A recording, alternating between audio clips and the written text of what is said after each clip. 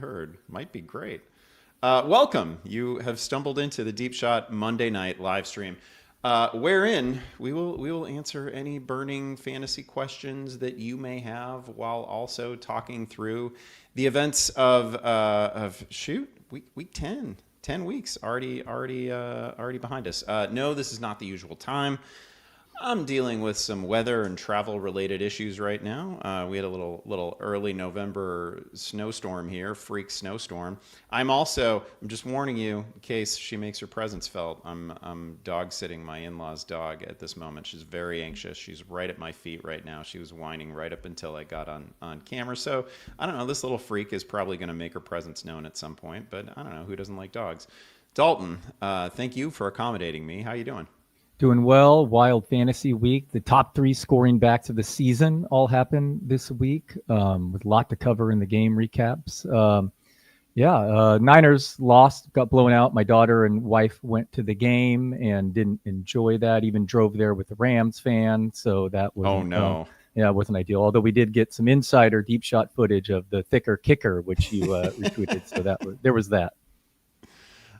He's a delight. He's an absolute delight, and it was kind of a move to take Cardi out of that spot, because Cardi's been a key to like field position for the Rams. But it doesn't matter, of course, if Stafford is otherworldly and everything is clicking. They looked pretty good. That would have been a tough one to sit through. News. We have actual news today, which doesn't happen every Monday. But we got a dude fired. Brian Daboll fired after his team gave away yet another lead.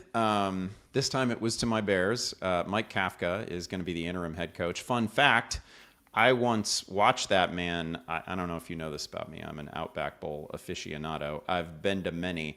I once watched Mike Kafka pass for 500-something yards, like 4 touchdowns, maybe 5 picks, a classic Outback Bowl against Auburn. So, if that's a reflection of the way he's going to coach, I'm all for it. Daboll he was definitely exposed. The team was 2-8. They keep giving away games. They've given away so many improbable games that maybe this had to happen. He had just kicked a field goal from like the half-yard line in the loss to the Bears. That was one of a few moments that enabled it. Of course, the loss was enabled because Jackson Dart checked out with a concussion. They replaced him with Russell Wilson. Nobody trusts Russell Wilson. That's how you end up kicking a field goal from the half-yard line. Just simply not a winning move. I guess on the other hand, with Daboll, it seems like he had a positive relationship with Dart. You wonder how this leaves Dart feeling. It seems like for a minute there, for like a hot second there, the vibes were pretty good between Daboll and Scatterbo and Dart. Yeah, I'm conflicted here because on one hand, Daboll, he handpicked this quarterback. He even had to fight his GM for him, as I understand. Basically found a star quarterback, possibly running back, definitely a star wide receiver, and a lot of injuries hit him. Scott Barrett pointed out that the Giants are one of the biggest overachievers if you look at the point spread and how they've covered. So expectations is what we're talking about here. Yes, it's bad blowing 4 double-digit leads on the road, but they attained those 4 double-digit leads. On the other hand, that the in-game decisions are atrocious, as you pointed out, and Greg Olson was going nuts at the time. And we've talked about here, especially given the kickoff rules, how crazy it is to kick a short field goal. He even declined a penalty that would have made it half the distance to the goal, so it would have been there. That's the thing. It was he already had one F up, right, by choosing to kick the field goal from the 1, and then he got a bailout, and it was at the half-yard line, and he was like, "Yeah, I'm good with the field goal." And they traded 3 points for 36 yards of possession and the ball. And that's not a good trade-off, especially when some teams, the target to kick a field goal like Cam Little was the 50-yard line. I mean, this is crazy to get a short field goal there. And then this is far more, well, maybe not. If he continues to make those mistakes, that's important. But equally as important is he found Dart, but man, he put him at risk like he did at Daniel Jones back in the day. Dart leads the league in designed runs, and he didn't take over until week 4, leads the league in hits. So you can get some blame on him there. So I wasn't up in arms that he should go, because I think that this team healthy next year, you keep those three, get all three of those back, and this system. And he did help Josh Allen develop. So I think that they would have had a good offense next year. And now, of course, it depends on whom is the replacement. I wanted to add, Andy, that I was originally planning on writing in my game caps that you did an excellent job of attempting to reverse jinx Dart ahead of his matchup with the Bears in your column leading up to an athletic, and he was balling out of control, 200 yards passing, 2 TD runs the first 2.5 quarters. And then I felt bad because you did reverse jinx him, because the poor guy left concussed, and I thought that'd be too rough. But now I'm bringing it up in front of everyone here that you did essentially jinx poor Dart into a concussion. Honestly, it was not deliberate, and I'm not gonna say that I've never deliberately like hyped up a player hoping that was gonna actually just so happened to be the matchup week against the Bears, is what you're saying. I promise you that was not the case with Dart. I have too much riding on Dart, and I've been too entertained by him. He also, I just want to make the point that about like per game, if you just look at his starts, like people keep running like per game numbers on Jackson Dart that reflect a couple games in which he had one carry, right? But the actual per game numbers on Jackson Dart put him in like the top 5 is like Lamar Jackson, Josh Allen, Patrick Mahomes, Jackson Dart, and then Jalen Hurts. He fits snugly into the top 5 on the season. So it has been incredibly impressive. He still finished as one of the top scoring quarterbacks on the week, despite missing a big chunk of the game.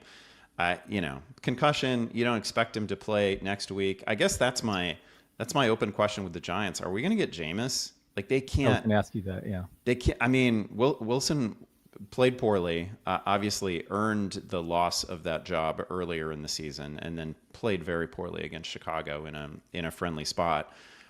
Man, I'm a little bit optimistic that the next head coach comes in and says, let's just, if it's 1 week, let's give Jameis a shot. I'm actually probably going to add him to it's pure speculation. I don't know anything about it. I don't think they've said anything, but man, I can't imagine trotting Russell Wilson out there again. Yeah, I mean, good for Darius Slayton, who was killing it before. I don't know what happened there, but he was all his production the first half, maybe dealing with an aggravation of that hamstring. He checked out with a hamstring, but then he came back in. He caught a pass in the second half too. Yeah. Before we move on to the next topic, I just want to say, Andy, that I appreciate a good reverse jinx. And the one time that cold takes got me, not that I don't have any other takes that should be highlighted, but the one time they highlighted me was a clear attempt at that. It was like I had money on a playoff game in the MLB, and I'm like, there's a 0% chance this batter gets a hit here, like hoping the other thing happened. And they picked that up, and I'd like explain to the guy. But anyway, I'm a fan of the reverse jinx, so believe me, not a problem with it. And let's hope Dart gets back on the field, because he's been such an exciting player. But at the same time, this is what everyone was just expecting. Inevitable. How many four trips to the tent to be checked for concussion already? I mean, it's just brutal. The Giants can't have anything nice. Neighbors, Cam, and now Dart. And just I will say some of this, and I appreciate the fact that he's getting all these designed runs. Some of this is on him. Like, you gotta not put your head down. You don't have to get the extra yard on every carry. Sometimes you can just save yourself. But now that we're talking about it, if any team deserves Winston in their life, it is these Giants fans. Oh my gosh, with those injuries. So. Absolutely. Let's take a question. I have a few more topics for you, but let's take a couple questions because they're rolling in. Dobbins, if he misses time with the foot injury, how high could you get on Harvey? I'll just tell you, I'm gonna get pretty high. I don't think he's gonna be the only guy, but I think he'll be the primary guy, and he's been pretty exciting. I mean, it's the Chiefs coming up, and that's not great, but they've been designing some fun stuff for him. They're perfectly willing to use him near the goal line, which I respect. Not everybody would use a player of that size, those dimensions necessarily at the goal line, but they will. So I'm gonna be pretty high on him. Have you ranked for Week 11 yet? I have not ranked yet, but I know the matchups against KC is not great. But they do design targets for him, and he's been producing fantasy, getting just 5 touches a game. So it would obviously be fantastic news if Dobbins were to miss time for Harvey's fantasy value. And in our NFFC league, my team's creeping up. I believe I lost a matchup by like 1.5 points this week. But man, I have Jonathan Taylor, Jamar Chase, and Rashee Rice, and Henderson and Harvey. So if those two guys, not go Tyler Warren, so those rookies may end up helping down the stretch along with Rice. So I think you're like in 4th, and I'm in 3rd in points wise. So we're right there in the money. And I should also say, to be fair, you blew me out in the other league we're in together with a massive blowout in our other Flex Vegas auction. I mean, I have a really good team in that league. I think I'm 9-1 now. I think I I mean, I'm scoring like crazy in that league. It feels fragile to me because it's a super flex league. People don't tune in to hear this, but super flex league, my quarterbacks are Matthew Stafford, who was like the last starting quarterback taken at the auction. Worked out well. And that has worked out very well. Remember when we were terrified about Matt Stafford's back? Oh, I was when I took him. I was yes. like, oh, I bungled. I intended to go 0 QB in the Superflex thing, and I'm loaded everywhere else. So like the roster is really good, but I was kicking myself for getting Stafford. I'm still carrying Jimmy Garoppolo because I'm like, wow, is this really gonna happen? Am I getting 17 games out of him? Anyway, I'm in fourth in the NFC pool with Jacobs and Dobbs yet to play tonight. You mentioned Travion, so let's have that conversation a little bit.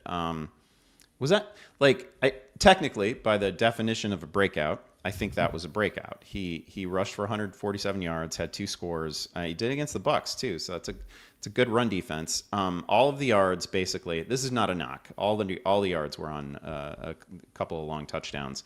I like long touchdowns. Again, that's not a criticism. But I will say, I don't think he's been super creative.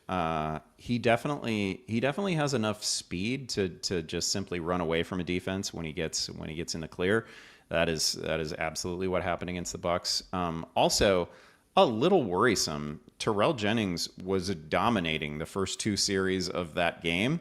I don't know which one of them started, but Jennings was the only one getting carries for the first 2 series. An injury sidelined him. It doesn't sound like it's going to be that serious. So if we count Jennings in this, so far it's been Antonio Gibson, it's been Ramondre, it's been Jennings, all playing ahead of Henderson.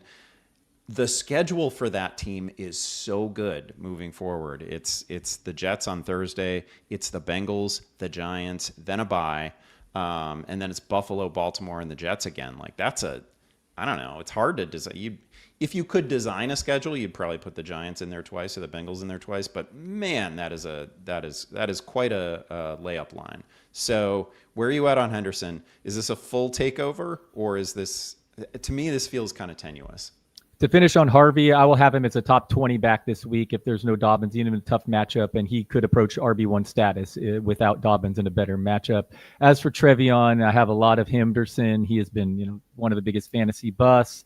All it took was Ramondre Stevenson, Antonio Gibson, and undrafted free agent Terrell Jennings to get injured, as we all expected. Because as you pointed out, Jennings got the first 4 carries of this game. I mean, it looked like it was going to be another frustrating outing, and 2 long runs went from, bad to awesome.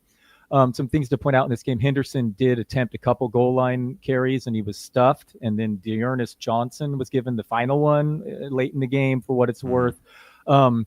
Targets will be key moving forward, but as you said, the matchups are so good. If Stevenson, is that turf toe? They keep saying toe, but whatever, it might be multiple. Obviously, it's been multiple. It might be a couple more weeks, and a Thursday night's a short turnaround. I'll have him as a top 12 back this week if Henderson's out. If Stevenson's out.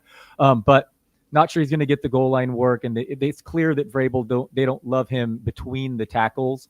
And if you look at his overall numbers, they'll be helped by one of those long carries was between the tackles. But I think they're going to keep featuring him on the outside. The explosive plays are awesome. And apparently he was much better in pass protection this last game. He was far improved there. So this is great news. It's great that it happened, but it took a lot of events for him to get this opportunity. And there's no guarantee it'll continue, especially when Stevenson returns. Yeah, you're right. He's been pretty terrible between the tackles, but the one run that popped between the tackles, I thought he didn't have to do a lot, but he did have to show a little bit of patience, and he I thought he waited nicely and then just absolutely exploded. So it was good. It was I don't mean to be critical of the game. I was just I have him in a league that I think I'm competitive. I think I might win. It's the yacht clubbers are familiar with large. I have him there, and I'm always looking for signs that the Patriots don't believe in him, and I sure got it on the first couple series of that game. But then he was great. Stevenson has one play his whole career that's gone as long as 2 of his Henderson's plays the last game. Yeah. I don't love rush yards over expected, but Henderson had approaching 100 this game, and Stevenson has 20 on the season. So Stevenson's not a special player, but Vrabel clearly trusts him, and that's supersedes everything else. But it was nice to see. And those fantasy teams still alive. Hopefully, had him in. And he did it against a pretty tough run defense too. The thought with why I include him as a starter this week is because they had allowed the most receiving yards to backs. They're tough against the run, but really nice to see there. And obviously Drake May, helps being tied to him. I also enjoyed the play, and it was a reminder of exactly how fast Henderson is when he jogged. He was running almost parallel to the goal line, looking to the sideline to see if they wanted him to go down or actually score on that play.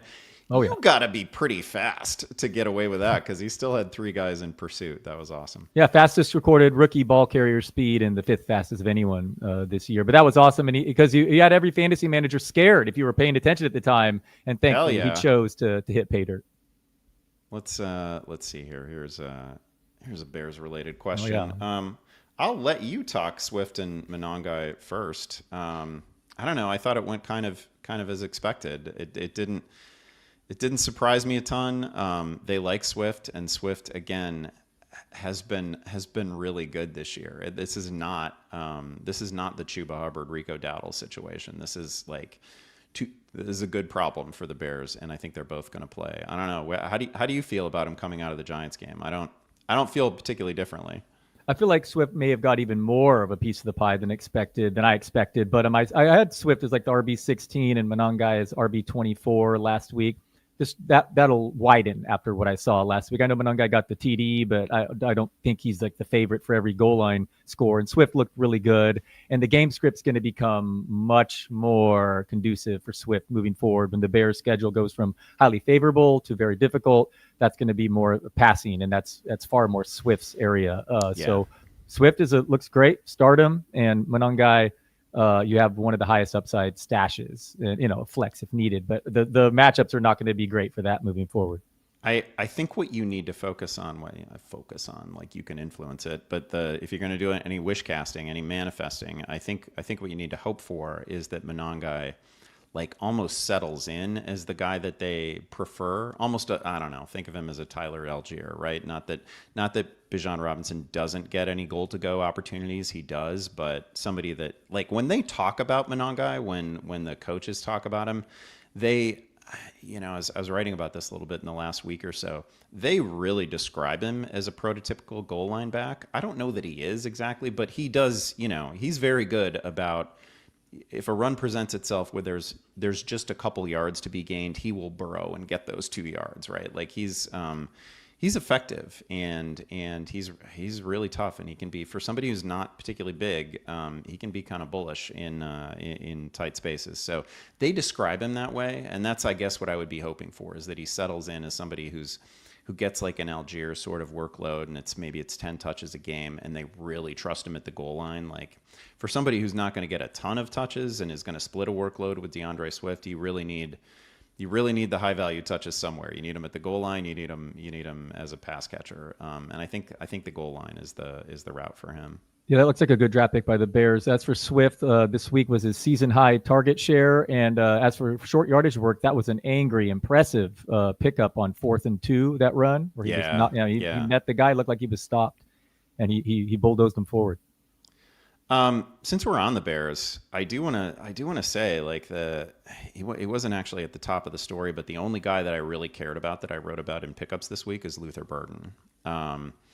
I feel like this finally might be Luther Burden week, and I know that I have been.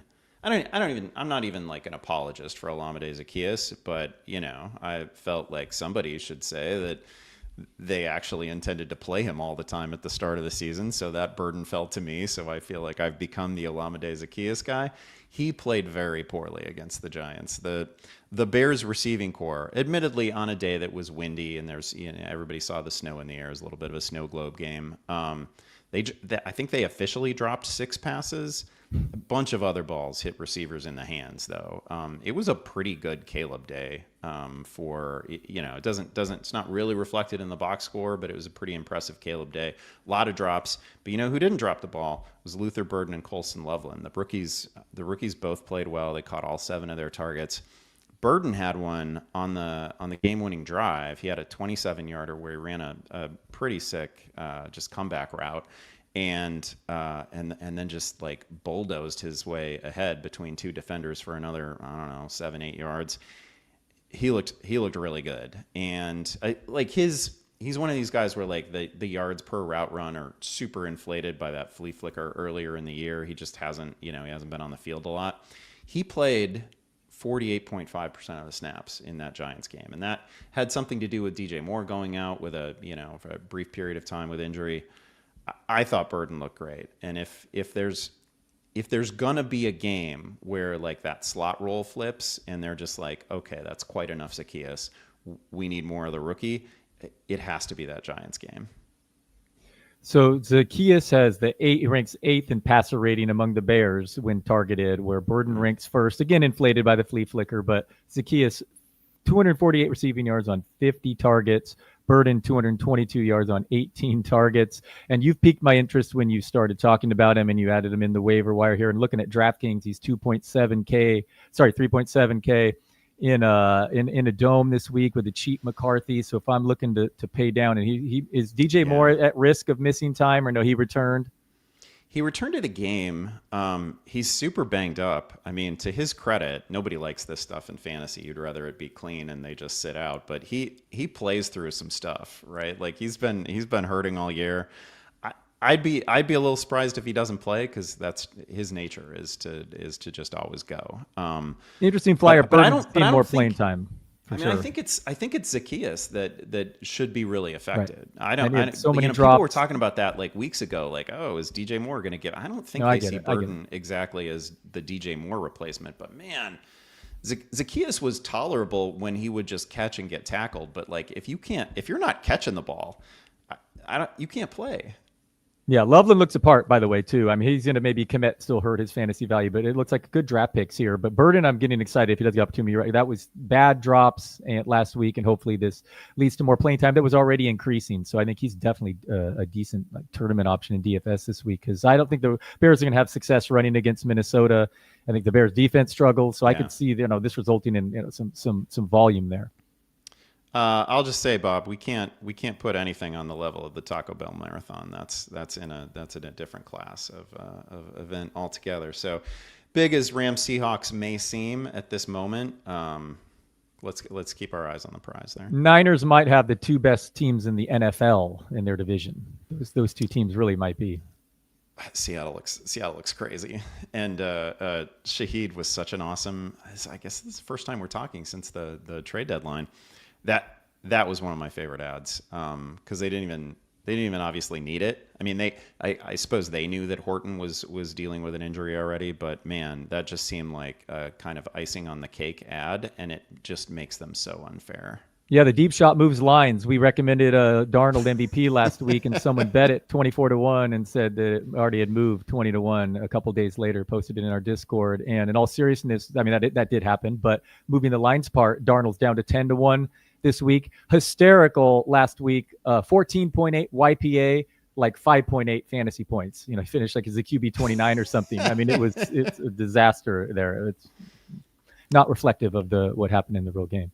Yeah, Casey, lost my first match in 3 weeks over 3 leagues, reeling over at Pittman, Addison, Pinheiro. Oh yeah, that's rough. I think that was kind of a blip for Pittman. I'm not panicked about it. I don't know. Where are you at on the Alec Pierce, Michael? Yeah. I think it's a kill. I think the emergence of Pierce and how they're using him and how often he's targeted is it's going to end up being a killer for downs. I don't think it's a killer for Pittman. I think they can probably support. I don't know. I mean, Pittman's been great and they trust him near the goal line. Pierce actually seems weirdly like the safest thing. Who's going to be higher? You don't have to make the decision now because they are on a bye. Who's going to be higher in the ranks in week 12, Pierce or Pittman? That's a great question, and that will be a debate. And maybe Pierce. So over the last 4 weeks, he leads the team in targets and receiving yards, and he leads the league in yards per reception each of the last 2 seasons. But they're not just prairie yards. He's doing high value routes, crossing routes, and his route tree has grown this season. So probably maybe Pierce at this point slightly over Pittman, but it definitely lowers his value some, destroys downs. and he's doing this with Warren on it, also commanding targets on a team that wants to run first, second, and third. So, but they've been efficient, and I don't know, if bad Daniel Jones results comes back into a pumpkin, it results in more turnovers. That will result in more volume, actually. So, highly impressive, Alec Pierce. I was not on him. And he's definitely, is a downgrade for Pittman, who will still remain, he'll have good weeks. It just might not be as consistent. Yeah, it feels over for Downs. Maybe that's an overreaction, but you start naming all the players that this offense has to support, and somebody's got to get left out. Yeah. Accumulating more bears. I don't know. It depends on the bearer, I suppose. I do have a couple of teams that have both like Swift and Monongai. That's kind of a tough life. I mean, you got to keep playing Swift. I think he's the safe one. It's just that you feel so bad not playing Monongai. Caleb's back running. You'd love to see it. Huge for fantasy news. Last 2 games. Not like, forget about the sort of game-winning touchdown run, which obviously was great. Avoiding sacks, right? He had some crazy escapes. Like somebody I don't even know who it was. Credit to whoever did it. Somebody posted like a very niche stat about missed tackle leaders among quarterbacks on scrambles or some nonsense like that. And of course, Caleb leads the league. I can't believe some of the predicaments that he's able to get himself out of. It's still, listen, that's not an MVP argument for him. I'm not saying that, he's right there with Drake May. That's not what that is. But it was a very impressive game, and I think maybe not as much in the box score because of all the brutal drops there. Meanwhile, May has been taking a ton of sacks. That's the one blip right now, the one negative in his game. That was a funky game. Really fun to watch. Very entertaining.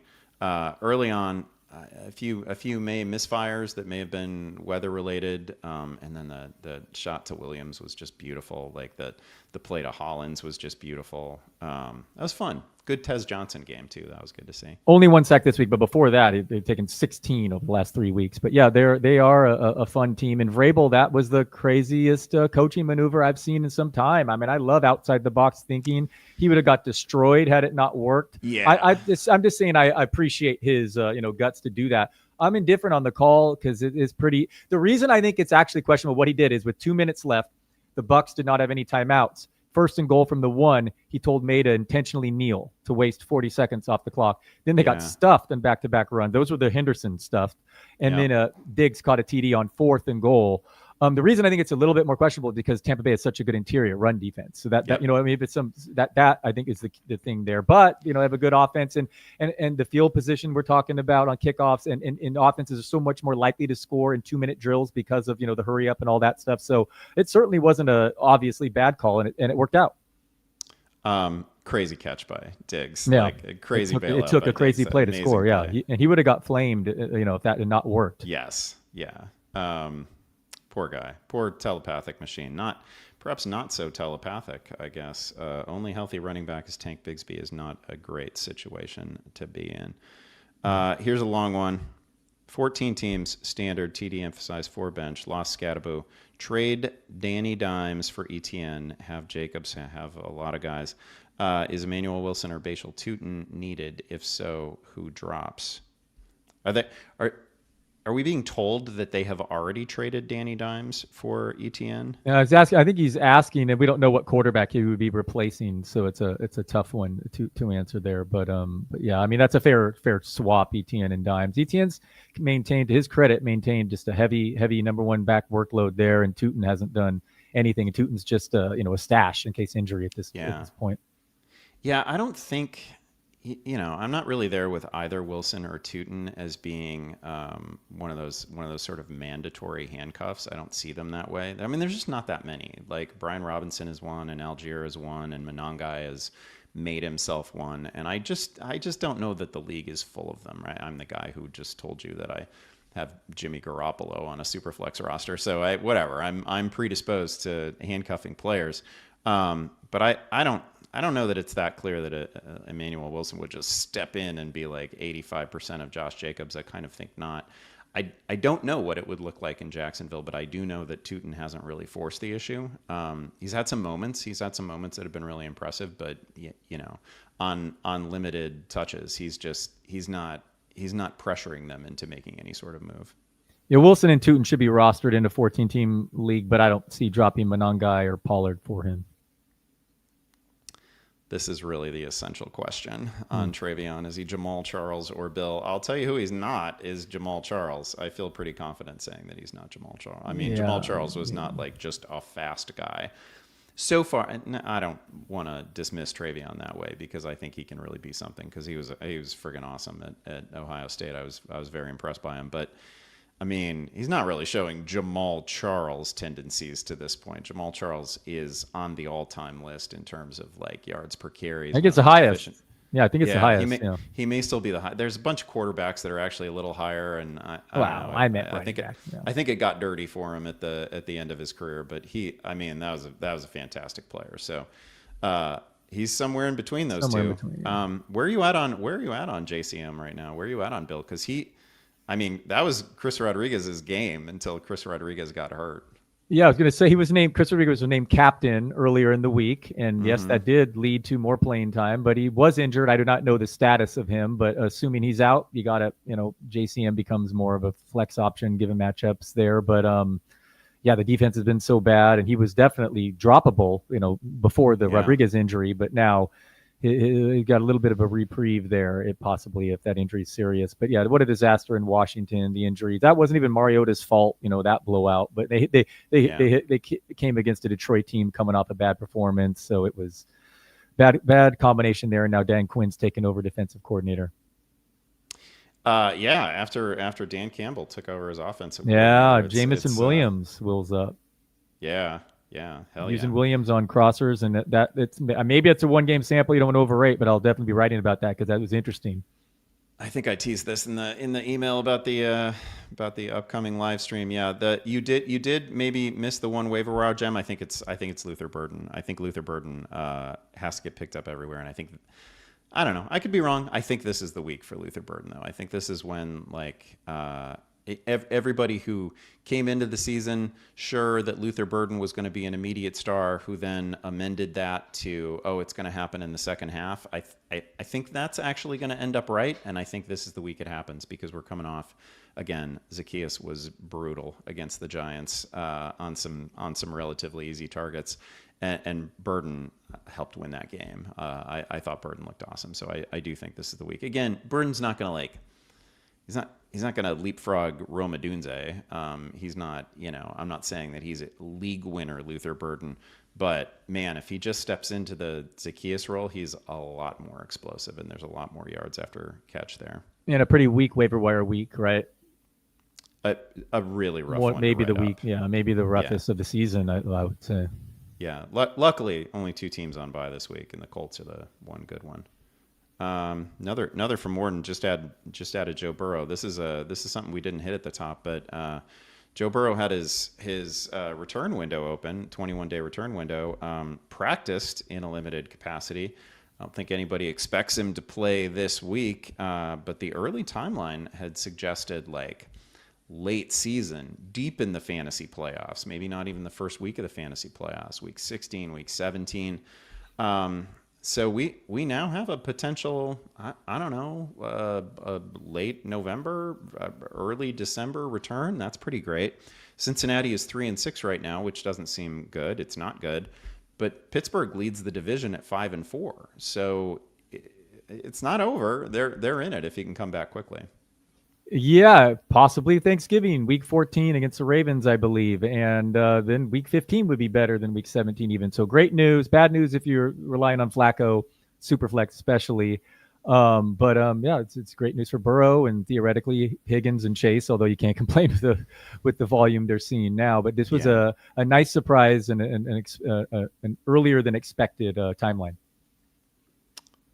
Did Flacco rest of season just take a hit with the Burrow news? Yeah, it pretty much means that it's not gonna. Yeah, they opened his 21-day window, right? He's, I don't know, do the math. It's they're not gonna sit him for the rest of the season in all likelihood. So I think Burrow comes back, and this pretty much means that you only get November with Joe Flacco. Now, I don't know. Like Joe Flacco was always just sort of here for a good time, not here for a long time. So it's not a huge surprise. We're only talking about a couple of weeks that you're probably going to miss.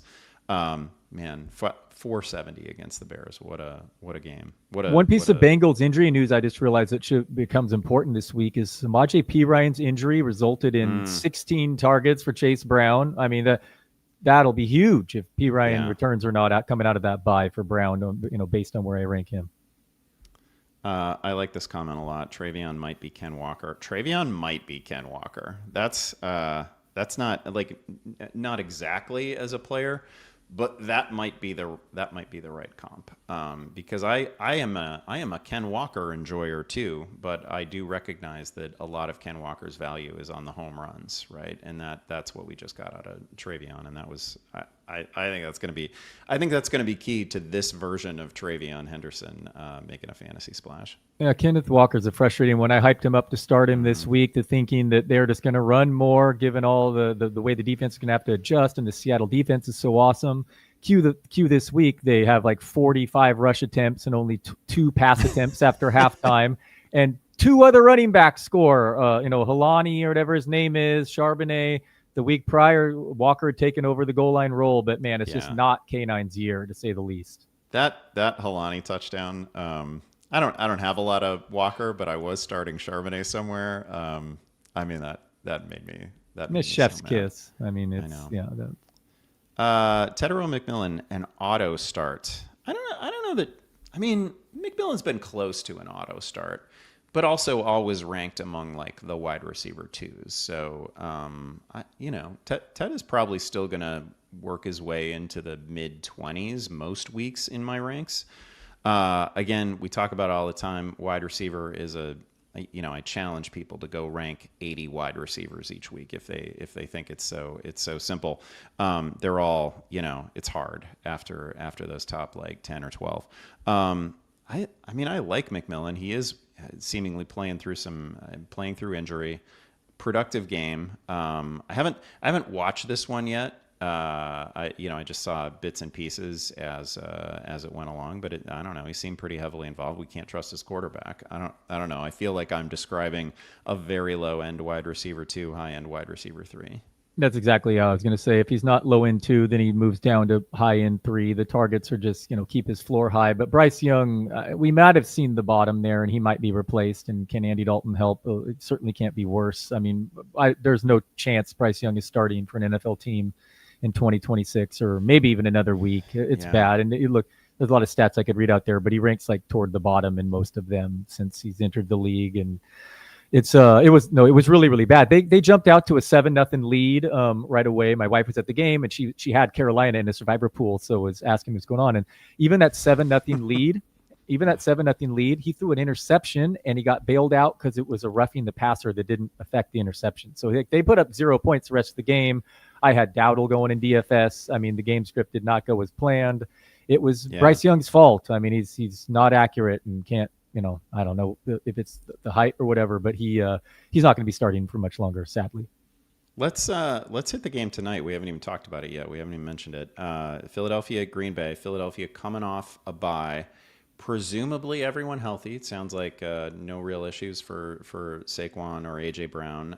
So that's good. So we'll get something pretty close to a fully operational Philadelphia offense. Eagles still getting points, right? Green Bay favored in this one, coming off of a loss to Carolina. That receiving core not at full strength. I don't know. What do you need from this game? Any sneaky starts in here for you? No, I don't have a ton. I have a lot of Chiefs, Dallas, and Jamar Chase. So it was a rough week for me. But I have Dobbs in a few places, but I actually do not have a ton of these players. What I'll be curious to see is how awesome is this Philadelphia defense become after all the additions they've made and getting healthier? It might not happen right away tonight, and obviously it's Green Bay is a very good offense, but as you mentioned, hopefully all these guys are healthy.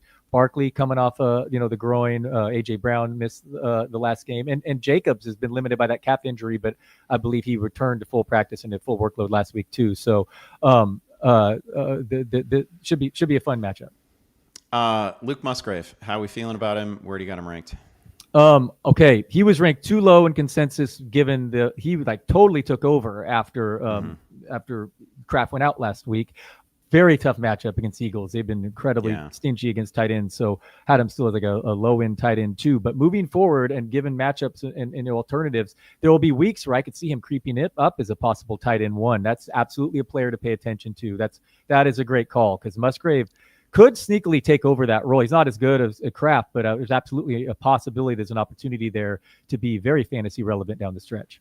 Yeah, and that's the thing. Like being not as good as Tucker Kraft is not really an insult, right? Like he flashed a little bit when he came into the league. He was a second round pick. It was always a little awkward. Like I feel like there were multiple big plays to Luke Musgrave where either like Jordan Love fell down, got up, hit him, or Musgrave himself fell down, got up, made a play downfield. So it never looked smooth.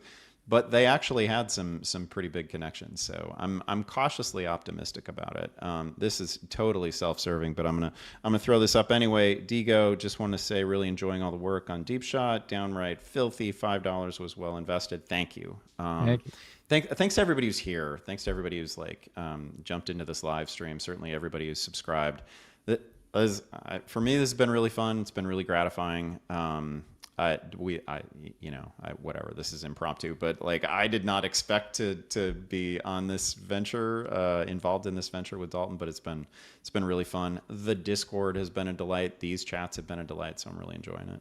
Yeah, same here. I appreciate the people echoing the comments down there, and totally agree, Andy. We got to figure out it doesn't even matter what time. We'll mix up the times every Monday moving forward to keep you on your toes. Yeah, this is again the 5 p.m. thing. This is one time only. Well, no, but last week was me too. No, but then last week I changed it. I wasn't given. No, you got to pick up Jen in the snow. Right. I was both of us. Oh man, that's funny. This is. I felt so bad on Sunday because a bunch of people asked me either in the Discord AMA or then I jump on the Fantasy and Frame show and I was talking to those guys, and people were asking me about the weather in Chicago. And, I'm in Southwest Michigan right now, but we get the same weather. We get the same weather like a half hour later, whatever. It's not a big deal.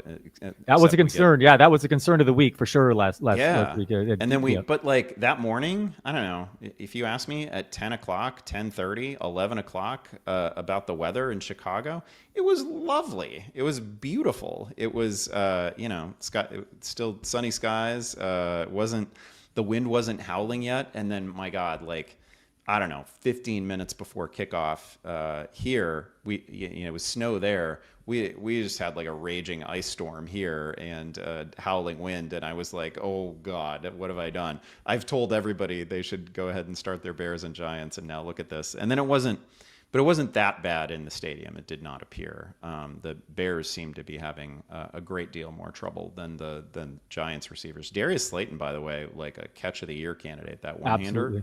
Oh yeah. I think it might have been. Yeah. Is that guy good? Is he good? He has a bunch of 700-yard seasons, and he's had some really nice moments, and that was an incredible catch. But I don't know. Is he just old Christian Watson? What is he? He had 85 of darts, 107 passing yards with 10 minutes to go in the second quarter, and he was my DFS sleeper of the week, and I was actually using him, and I was fired up. He got 4 yards over the rest of the game. But yeah, that was a miraculous catch, and I was into him because people talk about the buy low air yard type stuff, and I'm just watching Slayton 3 out of the 4 weeks before this game. He had near touchdowns or near deep passes, and penalties were taking away deep plays. So I'm I don't know. I just feel the OPI is going to end up being one of the more costly fantasy moments of this season for me, I think, and was just a dirty call. It was a terrible call. So I love him to stay healthy and have Dart throwing him the ball. He'd be another type sleeper guy who I think is better than people give him credit for it because he's always banged up and whatnot. But when he's on the field, he's commanded targets and he's definitely a different role than Robinson. They both have their roles there. Yeah. So one note about the weather. If you the total dropped in that game, the Bears game, from 47.5 to about 45.5 at game time.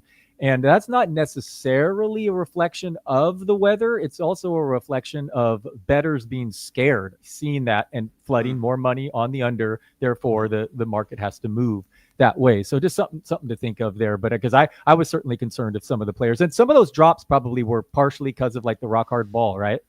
Yeah, I'm sure that's right. I feel like the area where at least in that game where it really affected things was that nobody was interested in kicking, right? And I get it with the Bears because Cairo Santos cannot reliably hit from like 45.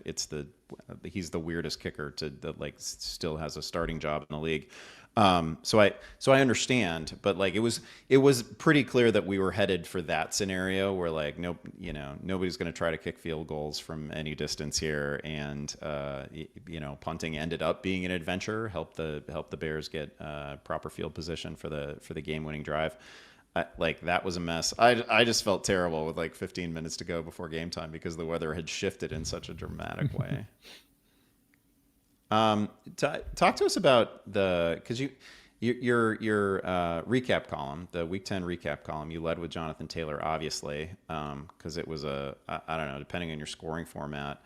I got a couple leagues where he scored like 50, 55. I have a college buddies league where they give crazy bonuses for like 100 yards, 200 yards, bonuses for like long touchdowns. He might have set a scoring record in that one. It was, I think I got like 60 some points from it. I almost felt guilty.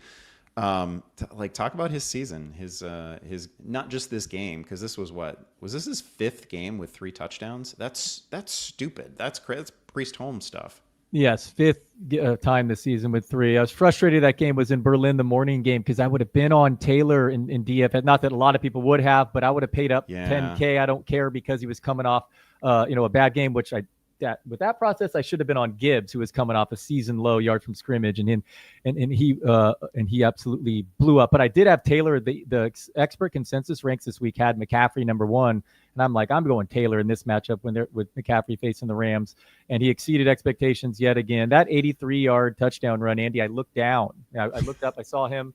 He was in the looked tackle. All of a sudden, I hear him screaming up there, and what a run! It was the longest run of his career, the longest run of the season. He fumbled on his opening drive, and then he ended up finishing with a season high 244 rushing yards, 18th most all times, most fantasy points scored all season in a game by a wide margin. Just a beast, and just a joy. Does he have his bye now? Is that right? Yeah. Which, like, it almost seems unfair that Jonathan Taylor has to have a bye. He is absolutely carrying some of my worst teams have Jonathan Taylor on them. I don't know how I put myself in that situation. Like, I have a terrible team in the Kings Classic. It's gonna end up beating Harmon this week. I think on the strength of Jonathan Taylor and Jonathan Taylor alone. Like, that team is awful. It's had some bad injury luck. I think it had Neighbors on it, but it's starting like 4 tight ends. I mean, it's terrible. Kings Classic is deep enough that your worst starters are always pretty bad, and then like as guys get hurt, by the end of the year, it's brutal. And I think I'm still going to win because of Jonathan Taylor, and he's just a one-man army in fantasy. 2 more yards than Barkley had through 10 games last season, Taylor, and he's on pace for 29 touchdowns. Just crazy. And that was with Daniel Jones stealing those goal line in the beginning of the year. That's gone away. Just a beast, and he doesn't even require targets. Just, obviously he's getting MVP candidacy for a reason. He's the clear favorite for Offensive Player of the Year. And what a difference just the changing quarterback. He was someone I was looking to avoid up until when my guy Anthony Richardson was still looking like he may be starter. And just what a difference. Steichen, that offensive line has been so much better than expected, but Taylor's just an awesome and just awesome. It's nice to see him healthy. He's battled multiple injuries for a couple-year stretch there.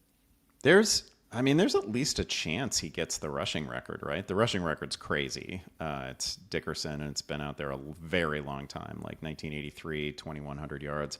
But I mean, there's right now there's like a 3-4 team dogfight for the top of the playoff field in the AFC. So I don't it's in play at the very least. It is. I mean, that team just wants to run the ball. Their defense could be better after the additions they made. That secondary, you get back Mooney Ward eventually. It's a good setup. And the team he's the centerpiece of the offense. And he's certainly capable of approaching that record. how do you feel about Daniel Jones rest of season? Where do you have him in rest of season ranks? Yeah, I had him around QB 10, 11, or 12. There's in that tier, and I won't drop him much because, like I said, if the turnovers continue, I think that'll just lead to more passing volume. But boy, it's been interesting because he had been avoiding sacks and avoiding turnovers, and he's doing the opposite the last few weeks. So I mean, it's a concern because even when it's not the turnovers, it was he had 3 fumbles in this game, only lost one of them. He took Pretty ugly fumbles too, not like, oh, anybody would have fumbled it kind of fumbles. 6 sacks over the first 7 games, 15 sacks over the last 3 weeks, and his numbers under pressure have just cratered. So, I don't think he's turned back into a full pumpkin, but he's obviously his skill set is somewhere in between the player he was before this last stretch and the way he's looked recently. But he's overall been obviously just a tremendous find. But there's a question now, is he for sure to sign him next year? It seemed like the Colts were already sold as the future, and now it's a little bit of a step back.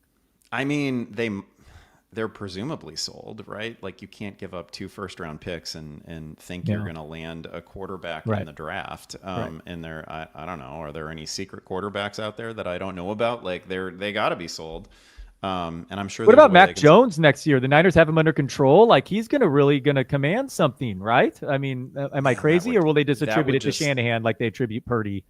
I mean, he's pretty check downy, right? Like, for sure. There is a difference between Brock Purdy and Mac Jones, and there is a difference between the way that those 2 passing games look. To be fair to Mac Jones, he has not had, like a 2024 Brian Thomas level player at his disposal this year. That receiving core has not been great. He briefly turned Kendrick Bourne into a star, but it's been a lot. And maybe the right thing to do in that offense as it is currently constituted is to just give everything to George Kittle and Christian McCaffrey, and he's supporting them. But I mean, he certainly made some money. I have to believe they would, the everything the Colts have done suggests that they're really comfortable with Daniel Jones, and that's the direction they're going. But it wouldn't shock me if Daniel Jones has some further ugly moments down the stretch this year. And the Niners will want to keep Mac Jones next year because Purdy just keeps getting hurt too. But that's probably right. Got Jordan Love in a few leagues. He makes me nervous. Yeah, he probably should make you nervous. Your thoughts on him rest of season? I will say the only league where 2 leagues where I'm starting Jordan Love. One is a super flex, so of course you're starting Jordan Love. The other one, he did lose his job a few weeks ago to Jackson Dart in my, and whatever. I feel like that's the kind of predicament that people are in with Jordan Love, because there have been, maybe you picked up Joe Flacco, maybe you picked up Matt Stafford. He was, he's widely available to start the year. Maybe you picked up Jackson Dart. I'm sure you found alternatives to Jordan Love. And I'd be tempted to play every one of them over him. I don't love him tonight against the Eagles. I think what the Eagles have done on defense at the deadline and ahead of the deadline was great. I think they're going to be really good. That said, like, I know Jordan Love's got 2 games coming up with the Bears. Those are going to be pretty friendly. I presumably Reed comes back at some point. I don't know. I wish they were getting more out of Golden. It's frustrating that they're not getting more out of Golden. I keep waiting for that breakout. I don't think that one's coming in the way that I think the Luther Burden breakout is coming. I don't know. Jordan Love, rest of season, probably not top. He's not top 12 for you, is he? Maybe like QB 15 or so, one of those matchup-based guys. And we'll be interesting to see how Green Bay offense performs without Kraft. Big splits with him on and off the field. The offense as a whole.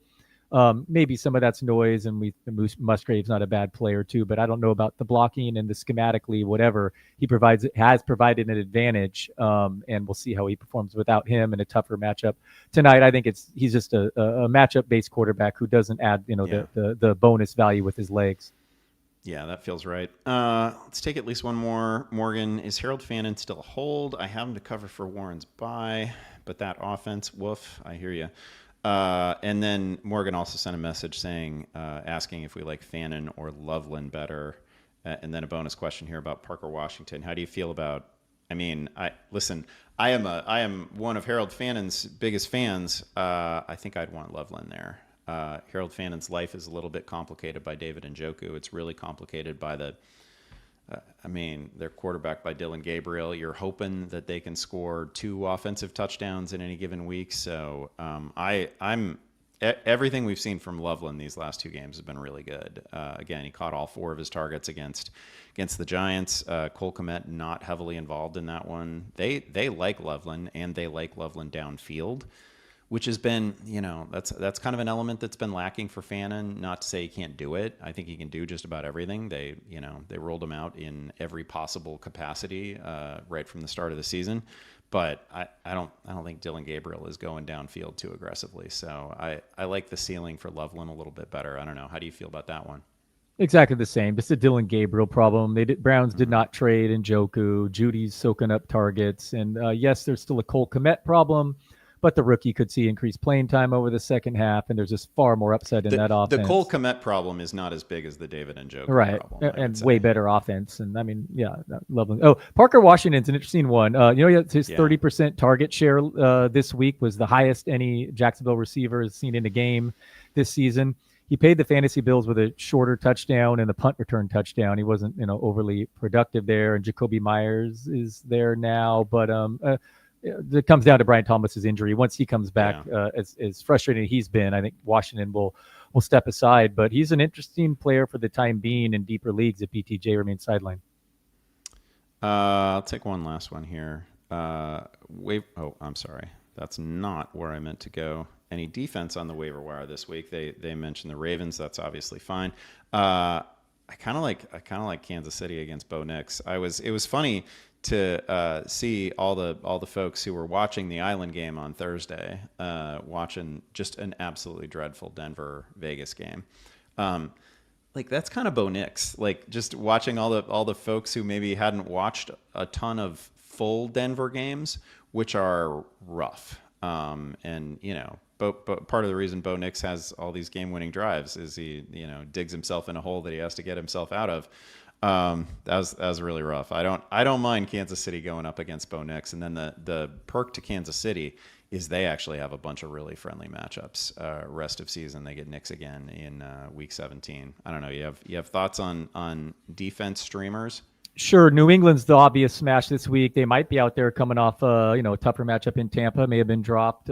Huge favorites Thursday night against the Jets. And then the one more widely available, probably the Falcons at home against the Panthers, and just, fade Bryce Young. He just produces a lot of fantasy points the other way there. But a lot of defensive touchdowns this last week. If you had the right picks in DFS was key, man. A lot of defensive scores. The Jets. You didn't get burned by that final play Houston Texans touchdown, did you? No, I don't believe. I haven't checked, all my matchups, but that'll be a frustrating one. I do know that I'm in a super flex, my home league, and I saw Davis Mills sitting on the waiver wire. My opponent needed a pickup for a buy, and he hadn't looked, and I was already crunched to the point of I already to the point. I'm first place, 3 games ahead, so I feel like my situation's okay there. So I went with a kicker on bye. That would have been a flex anyway if I had won. But my point is, Davis Mills was sitting out there. I didn't have any ability to block him. He picks him up Monday morning, and Detective Davis Mills finishes as the number 1 fantasy QB in my face. I get blown out. Thankfully, the lack of kicker didn't matter there. Lost by so much. But I told the guy, old me, teenager me, would have called my league mates and said, "Pick up Mills. I need to block my opponent." But I'm matured past that. You've lost your edge. Yeah, that's another way of looking at it. Yeah, others would say you've lost your edge for sure. Yeah. But good for the detective. Number 1 fantasy QB of the week. That was a wild game. That Houston Jacksonville crazy game. Yeah, crazy game. Fun game. Crazy live stream. Fun times. Thank you guys for doing this. Thank you for accommodating me. I have to run, but we are still going to do the watch along tonight in the Discord. Join us. That's always a party. Fun game tonight, like a real legitimate fun game between 2 credible teams. Dalton, thank you for accommodating me. Thank you for jumping on early. As always, good times. Appreciate you, buddy. Thanks, everybody.